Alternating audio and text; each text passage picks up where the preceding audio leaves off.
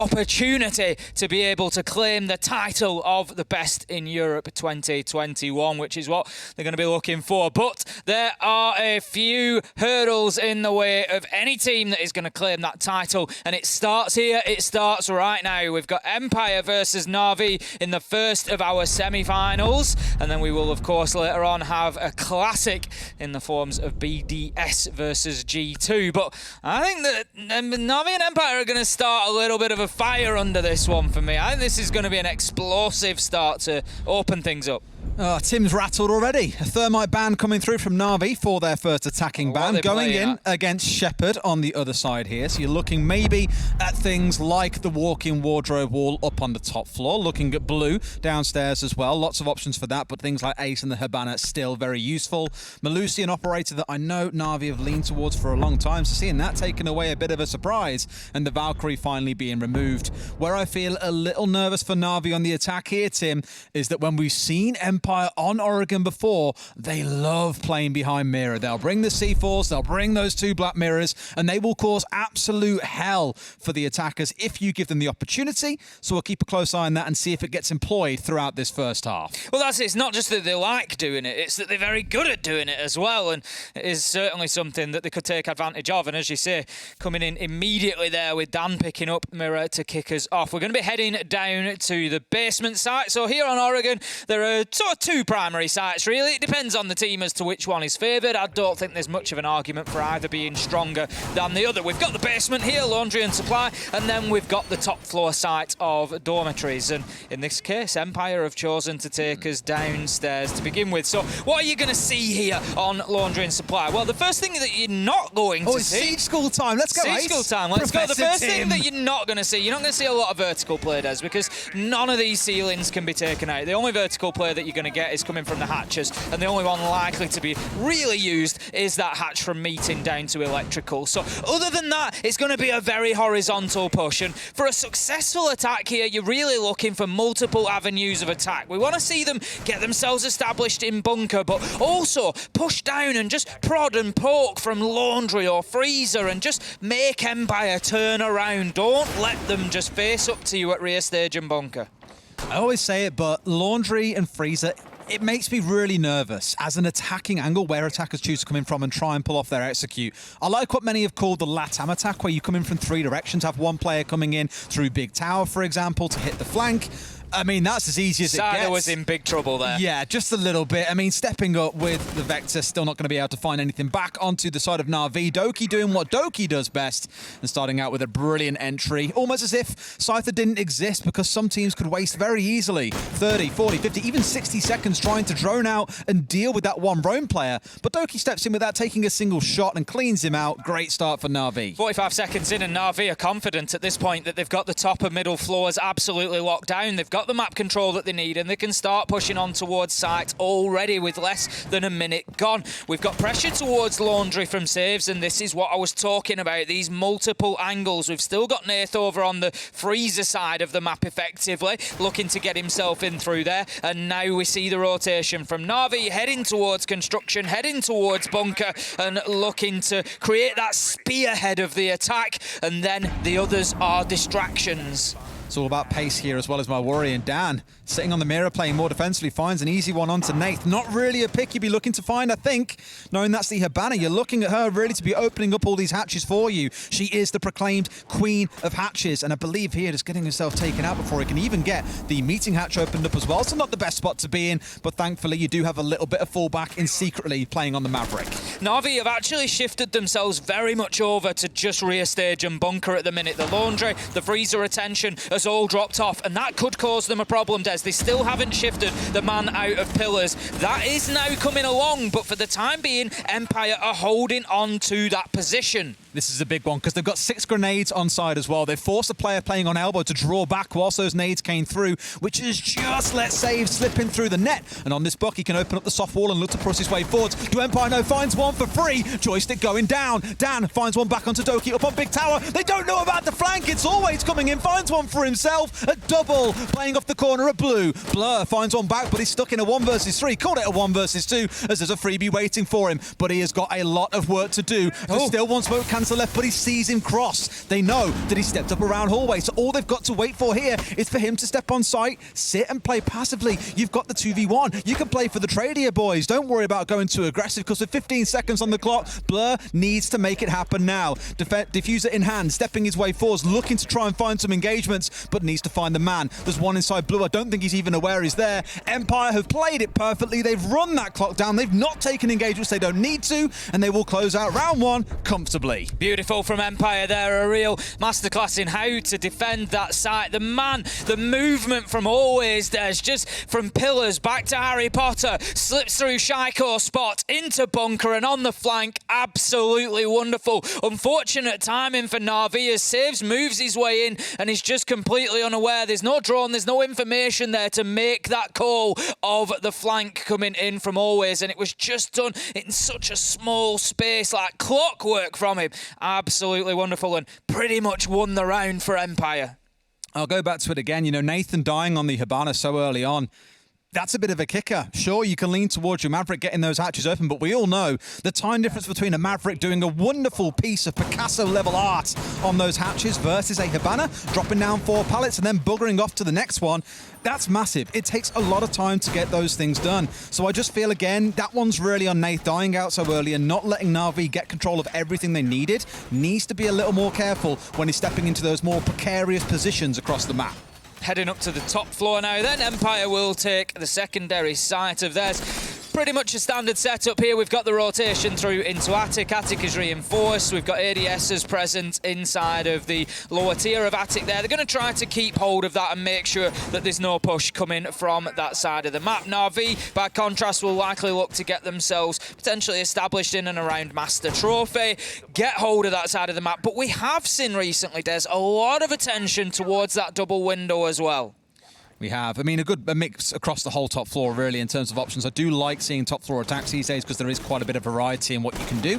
And teams like to employ it differently. I'm always nervous about the big window takes, to be honest with you, because naturally being locked into a vault animation means the defenders know you are going to land in a specific position. They can just hold very tight angles and wait for the vault to come through, knowing that you cannot change where you land. You will land in a given spot and you will get yourself tagged out. Empire, for now, at least digging in on the top floor. One worth noting, we aren't seeing any roaming come out from them here. Back in the first round, we did see Scyther try and get something done in small tower, but as commented on earlier on, got crunched out without barely even a breath coming out of NAVI, to be honest. So a little bit of an attempt, but here, I thought it was going to be a little more passive. Always is the one now out trying to make something happen, holding inside a small tower, but not the usual setup you see coming out of teams like Rogue, who bring shields, frost mats, C4s, 2 or 3 players with ADSs and everything behind them. It's a little bit more of a, I'm here to waste a bit of time and hopefully surprise you if you don't drone me. That's it. I think Always is literally waiting for that double window play. He's already knocked out the barricade, as we saw on window there. He's two hit it, so he's ready to just straight out of there and take anybody down who tries to get themselves established on that double window. So that could be a big moment to wait for later in the round if NAVI do begin to push that side. But for the time being, they're looking to just get themselves established inside a Master, get this closet open and get access to that default plant spot. Now then, Doki, out comes the nade. That's to protect against any sort of clearance coming out against those ex-Kairos pellets. Has managed to get the wall opened up, then I imagine. There we go, top and bottom, it's made soft, and normally you bring over the buck here to get things opened up as well. You got Secretly being the sole one that's sat up here inside of Attic, looking to do a bit of droning down, make sure the 1 or 2 members holding around there, namely Scyther, is being at least pinned in and is still present for now. He will try and hit them on the flank once the plant starts to come through, or at least the execute intention comes in, but the jump out from Always comes through. Clearly NAVI with zero idea he was inside a small tower, and that is a freebie. We said it earlier in the round, we watched for it, we waited with bated breath, and it was Blur who took the bullets as Always went out, and that is a big clearance for Empire because it just completely removes that angle of attack. They don't need to worry about double window anymore, but what they do need to worry about is bodies dropping inside a site. NAVI getting aggressive here, Des. Doki goes in and gets Scyther. All of a sudden, in a matter of seconds, it's 4 versus 2. Shepard starts to fight back, but there's only so much much he can do. Always now coming back from that flank, trying to get himself established back on the top of the white stairs, but no, the diffuser goes down, and it is all for him to do with 40 seconds, 1 versus 3. I think we know how this one ends here, unfortunately, Ace. With the diffuser already down, he's got to find his way through 3 members of NAVI and get the diffuse off in the space of, what, 20 seconds?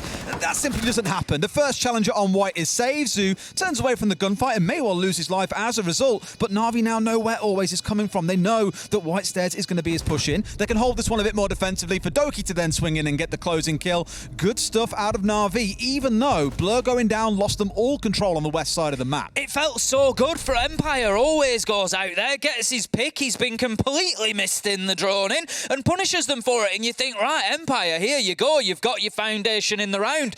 But then NAVI just got aggressive. It's like that was the spark for them. That was the catalyst. They were just straight in through that breach, straight in through Trophy, taking gunfights and winning them, and got themselves the advantage inside of sight. It was a smart play from NAVI because they know at that point Always is off site. So if we get in here and get a few kills, Always is pretty much out of the round now, because once we're established inside of sight, we know where he's coming from. He's coming from them white stairs. So we just hold the angle and we shut him down as he comes back, which is exactly what happened.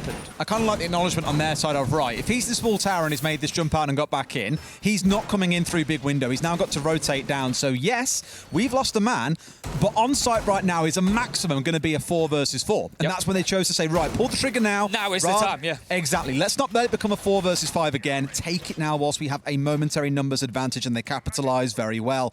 Let's get, though, into round number 3. We are going to go down into dining and kitchen.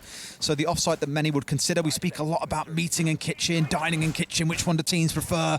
You tend to see a little bit of rotation through the sites. I know that NAVI are a team that historically have lent in towards playing meeting quite a lot, so maybe we'll get to see that in the second half, but for Empire, they clearly prefer the more dining and kitchen level variant. 4 on site at the moment. You'd usually have a presence top floor as well. We do have Always up there on the Jaeger. It may well be that he's joined by a second man as well. We'll see just how intensely Empire want to hold on. Yes, Dan is up there with him as well. So he's reinforced pretty much all walls into kids' dormitories there, and he's just looking to try and hold on for as long as possible. He's likely got the hatch open behind him, which will allow him the drop back to kitchen when the time comes. But more importantly, Des, there's a really skinny angle from that hatch that goes all the way down to the default plant spot in behind couches. So it makes it very difficult for NAVI to put that diffuser down whilst Always is still active up inside of the dorms. They have to be careful of that. And it's also the same for the plant inside a kitchen. It can be denied vertically if that's where they push. Absolutely. Here at least is trying to get their way into showers. A very big hotspot when trying to push in towards this site.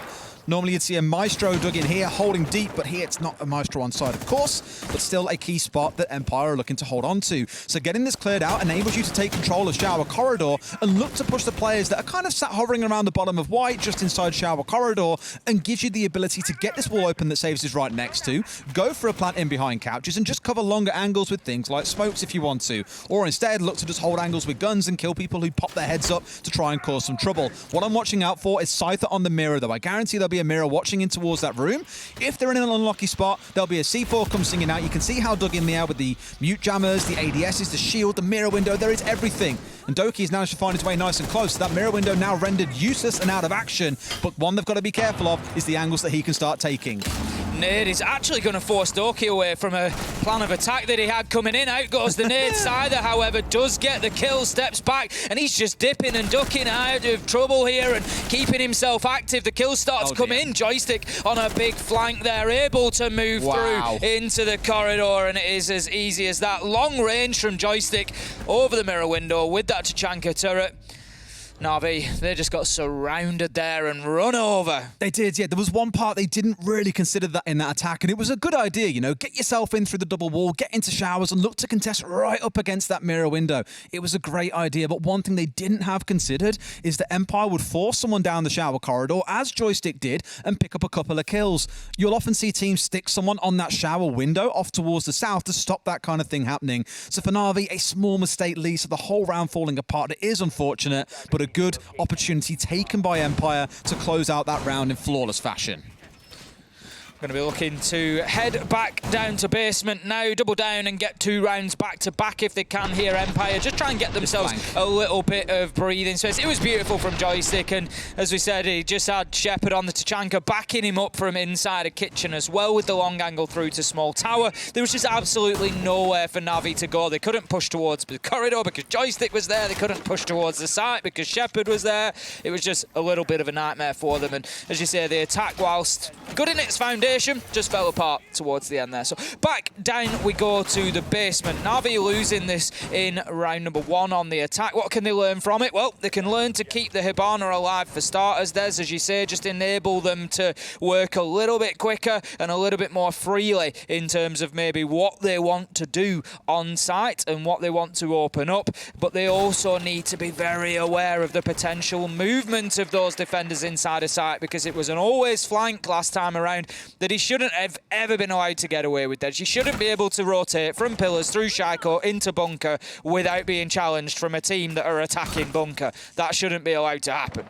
I think Doki there almost getting into an engagement, but Scyther dipped away at the perfect moment. I was going to say I like here that he's playing a bit more defensively on Zulu, but then goes marching down the open corridor, unaware that Na'Vi were already up against the doorway. And I think Fresh on the desk touched on this already, that you'll see Na'Vi, Doki especially, is rapid at getting inside the building. The opening kill in the first round was like 2 minutes 23. This round it's 2 minutes 17, even with Scyther being further back. So Na'Vi are very good at getting map control, and Empire need to respect that. You either sit in spot, anchor down and wait for them to come, or you swing super early. Right now, it's not working out for them, because for the second round in a row on this site, they have not landed a single bullet onto a member of Na'Vi, but are down to 4 members. The only team I can think that moves through a map quicker in the beginning phases of a round than Na'Vi in the EUL is a team that we're going to see later on, and that's BDS. It's the only team I can think of, really, that go through that process any quicker. And you look at the players that are on side, Doki, Shaiko, and it's absolutely no surprise that they're moving in there with that sort of confidence, the skill level that we know that they've got now. The hatch is getting opened up, security is already gone, laundry will be next to follow. Just going to have a nade going down there. I think they were just conscious of potentially Dan playing underneath, but no, that one goes back in the pocket, and just ripping the pin out of it was quite enough. The noise that came down just forcing Dan back. Now, I like this from Navi. They've got them surrounded. They're pressuring Freezer, a little bit on laundry, a little bit backstage and bunker, and they're really making Empire think.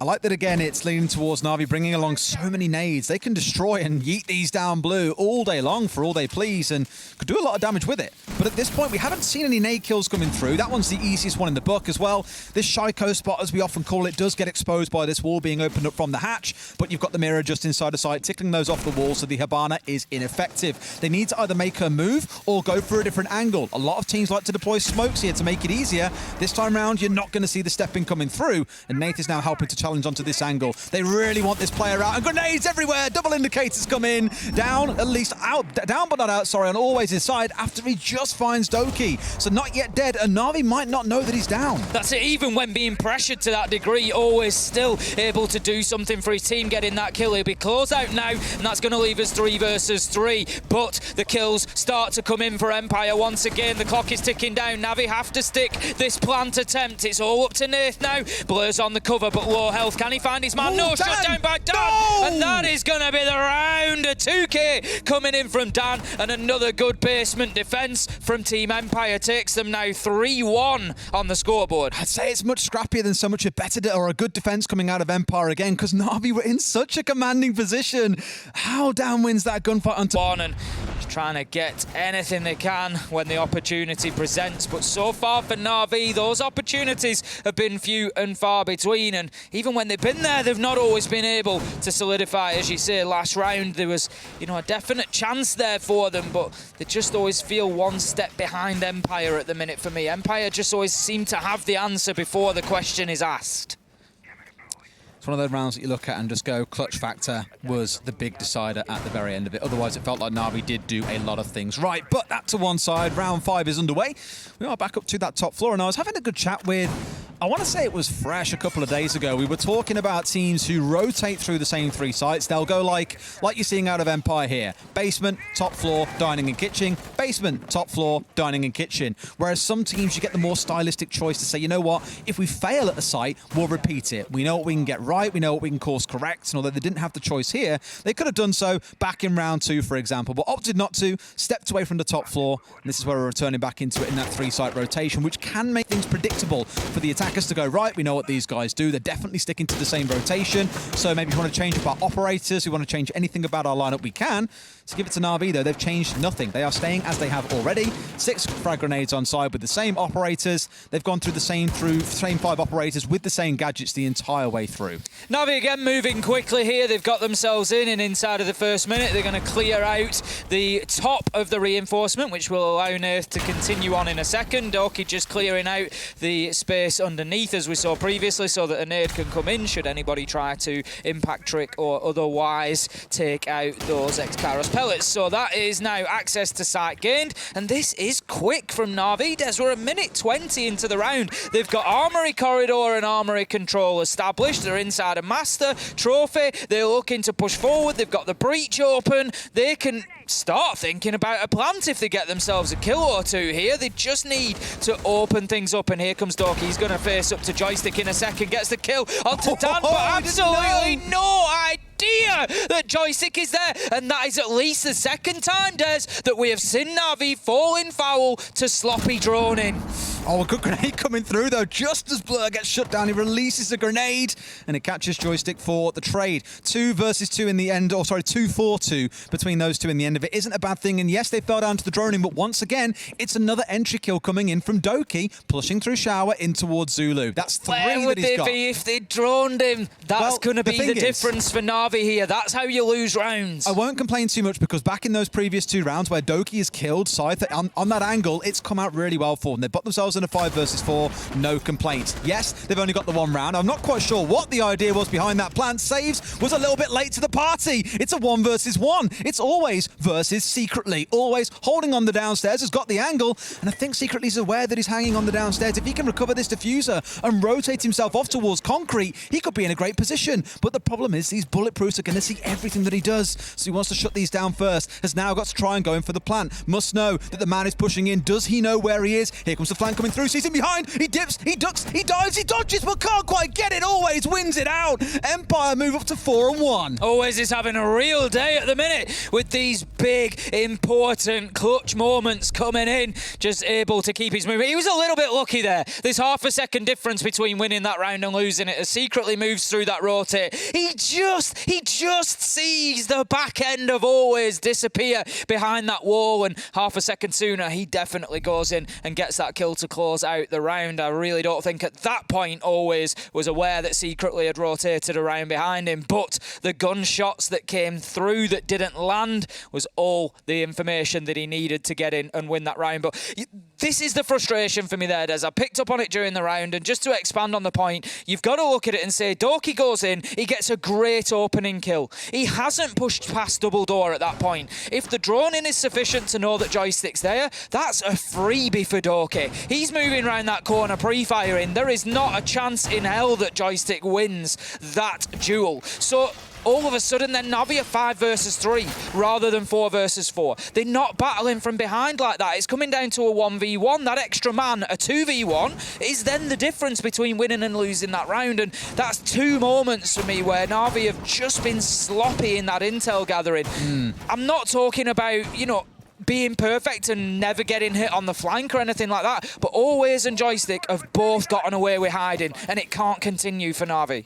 No team is perfect, right? They will make mistakes throughout. The big one in that round for me being the timing at which Nath chose to go in through the execute. I don't know if saves are kind of like... I don't know if saves have been called, but he just hadn't quite caught it, a lapse in attention, or if Nath had gone a bit too early, but you saw him step in, get slaughtered, and then, fair enough, we did see Stave step in and pick up a kill. But by then it was down to the 1 versus 1, and Secretly's got to play hero. He is kind of more of this flex supportive role where he's more doing things with the Maverick off towards the side rather than being the go-to execute player. It makes me ask questions about the droning again, Des. The fact that Nath's running, how often do you plant on white stairs rotate? And I'm going to give you the answer, it's nearly never.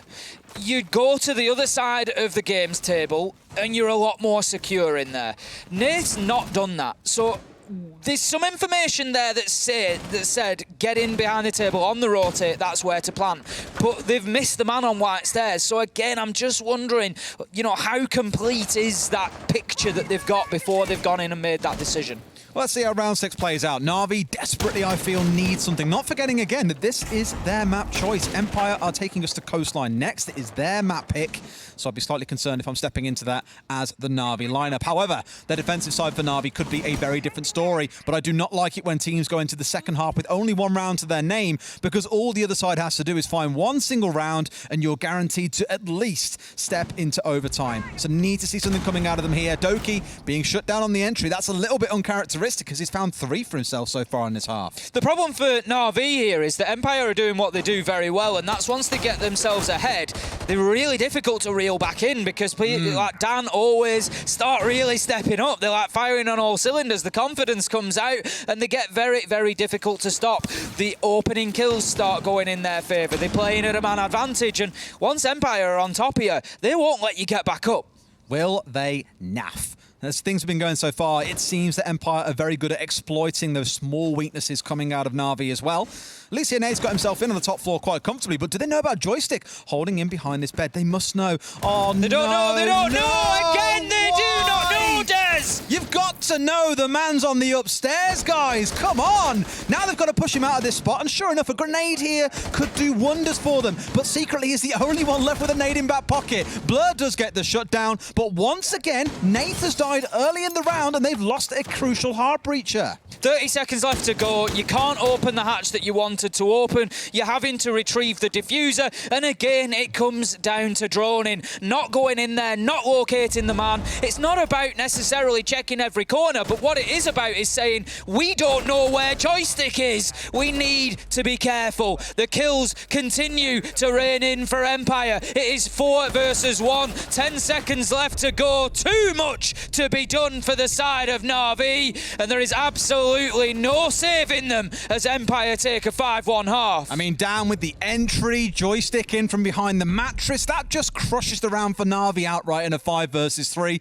Only made worse when Scyther's picking up a 2k from Split. I said we wanted to see them at 4 and 2. We needed to see Na'Vi fight something back in that last round, but that was anything but a car crash, to be completely honest with you. Let's see how the second half goes then. Na'Vi going on to defense on their map choice. We need to see better, especially when many are starting to say the game's in quite a, not so much attacker favouring state, but attack is definitely at one of its strongest points we've ever seen throughout history. And to only get 1 round on your map pick, that's a real sucker punch. I mean, the one positive that I can find for Na'Vi right now is that they don't have to drone anymore. So, you know, they're not... Hang on, is there a Mozzie? No, there's not a Mozzie, you're right. They're not reliant on having to drone and find people anymore, so that's got to be something for them, right? Coming into their defence, it is now round number 7. The sides have switched, and will that switch the fortunes of Na'Vi? I just don't feel that it will right now. They have to win this round. Empire are coming in here with confidence. If they feel that they continue to bully Na'Vi on the attack like they have on the defence, this is going to run away from them quickly. So it is super important for Na'Vi to get this basement locked down. There's no verticals, there's only the horizontal to worry about realistically. They need to find themselves some opening kills and get on top of Empire. Empire are going for a similar sort of setup as what we saw out of Na'Vi as well in terms of the operators they've picked. In fact, it is exactly identical, down to the gadgetry being brought. 6 frag grenades on side, 6 flashbangs in back pocket as well to burn through those magnets, the ADSs, even laser gates, should they stand in their way. What I will give really is for Na'Vi, we didn't see the grenades being lethal really in the first half. There was the one onto Shaiko that got the down onto, I believe it was Always playing there. Outside of that, not really, to be honest with you. A lot of it being used to destroy away gadgets like the mute jammers that were keeping walls locked up. Just more utility focus rather than being kill focus, and that's not strictly a bad thing. But you'd think with, you know, 36 grenades being brought across those 6 rounds, you'd see a couple of lethal grenades coming in, but we saw nothing back in the first half outside of Blur's kill onto White, I think it was. Empire have got themselves established over in the small tower and showers side of the map, and they're going to look to apply some pressure. That's not ideal for Always, just trying to play a little bit of a tricksy angle onto the attic hatch there, but showing us that even the pros find those things difficult sometimes. Has to hop in through the window instead to get that attic hatch opened, and it's all part of trying to force Doki out of meeting. They want to get themselves nice secure access to meeting so they can open the hatch into electrical, which is actually open for them. Doki's going to be trying to keep hold of that area with his life, I would imagine, because they don't want to give away that access to vertical. He moves through but takes damage, Des. He's pinched here. There's a man behind Van. They know where he is, and there's the challenge from Joystick to shut him down. Well played from Empire. Find the Vigil, find the Roamer, pinch him, kill him. Easy as that. It makes me nervous when you've only got one player being solo off on the roam, because you get a couple of drones on the man, it's very easy to push him. If you've got someone watching like a side angle there, like someone looking to push up Freezer, for example, it's a different conversation. But there was no such play from Na'Vi, so a little bit of a disconnect there, I feel, between Doki and the other 4 members. I get it, you're playing on the Vigil. He is a very independent roamer because of the ability to deny vision away from those drones, make it very hard to clear him out. But as you said, Ace, he was pinched in there and they knew exactly where he was. Doki inside a classroom, probably needs to go back to school there to figure out how to keep himself alive a bit longer. Secretly taking a lot of damage, keeping himself inside a bunker now. He's been forced out of the Sharko spot. Empire really trying to get aggressive here. That's exactly what they're doing. In comes the kill from Joystick onto Blur. Nath, low health, secretly, low health. It's not looking good for Na'Vi down in the basement. Empire looking to get this one closed out and guarantee themselves at least overtime saves. He steps up and tries to get aggressive with the shotgun. Sider takes down the last few HP that Secretly had. 4 versus 2 now, and you just feel that Na'Vi are scrambling, Des. They're trying to find anything they can. Shots are missed. They can't find the heads. They can't find the bodies. They can't find the kills. And Empire, they take round number 7, 6-1 now. Navi is just cursed on Highway, I think. Look back again to the earlier round where Blur missed those crucial shots onto Dan in Highway, who was going for the retake. And that is that they've not played good Siege. Joystick and the rest of Empire are just absolutely flying at the minute. And that just shows on the attack there. How aware were they of Doki's position? How well did they close him down and shut him out? That was something that Navi didn't do. I mean, looking even at the scoreboard a second ago, right? Like, several members of Empire, I think there's 2, Shepard and Dan are on 5 kills. That's the lowest on the team, 8 being the highest. On the side of Na'Vi, looking down the right-hand side of your screen, Secretly's on 1. You've got Nath on 3, Saves on 3. It's only really Doki and Blur that are contesting in the middle of the pack of where Empire currently sit. They're winning the gunfights, they're capitalizing on the lack of droning, and as you saw in that prior round, some real big sitter shots being missed out by Na'Vi that could have closed that round out in their favor. I would go as far as saying 2 rounds so far in this game have been won definitively by gun skill coming out from Empire. If that had been more of a coin flip and Navi had won them, you're looking at a 4-3 scoreline. Suddenly, it's a much closer affair as we go into the next kind of few rounds of defensiveness for Navi. It's just shaky, is the only way I can describe it so far, and I'm worried that that's the kind of thing that kind of carries across a day. It's not magically going to be fixed between Oregon and Coastline. I mean, I remember coming into this, Fresh said, whoever loses their map, if anybody does, it's probably going to be good night for them. And right now, it's not looking good for Na'Vi. They're going to then be taken to Coastline, and right now, the point on Coastline, Des, is it's all about gunfights, and Empire are winning them all. So Na'Vi are going to struggle if that continues. They're going to have to seriously turn something around. For the time being, getting a couple of rounds here has got to be the focus. It's not about coming back and drawing things at 6-0. Right now, it's about getting to 6-2. That is it for Navi. It's about getting to 6-2. I spoke about stylistic differences in teams in terms of what sites they pick. Navi are re-picking onto the downstairs, so not copying Empire and going for a 3-site rotation. They're sticking by the basement once again. That is normally a sign that you've had a conversation and you acknowledge where your errors are and you believe you can fix it. Look at the difference already. Secretly and Blur both out roaming, so it's not just Doki getting out of the map and looking to cause trouble on the Vigil. He's got support, and I said in the previous round that was missing. He was left by himself, and yes, Vigil is a solo operator, but the 5 members of the team were trying to play 2 different games of Siege. At least here, they are on the same page finally.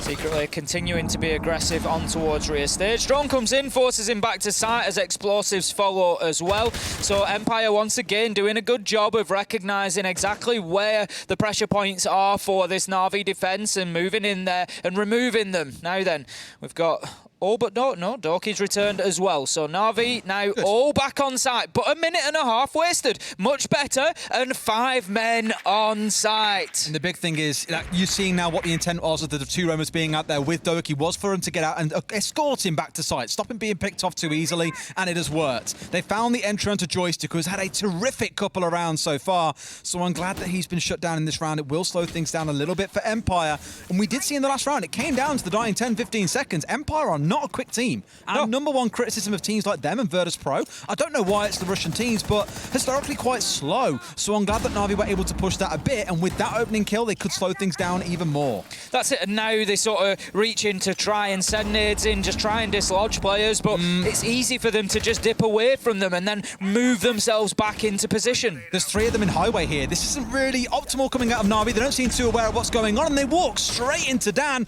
Not a single shot being returned by Doki there. They need to get themselves into better positions, because holding the same angle is really not going to benefit you. Always just waiting for this man to show a foot. He wants the smallest of gifts being given to him, but they know there's one crunched in the corner here as well. If they can push him, go for the swing, pre-fire, and it's an absolute freebie. There it goes. The Navi defense, it's falling to tatters. They're losing everyone. They're down to a 3 versus 1. Shepard, Scyther, and always against Nath. He's had a torrid time. He misses critical shots again. 2 rounds in a row. Empire with an emphatic first map. 7-1 against Navi on their map pick. Well, that sent a message, didn't it?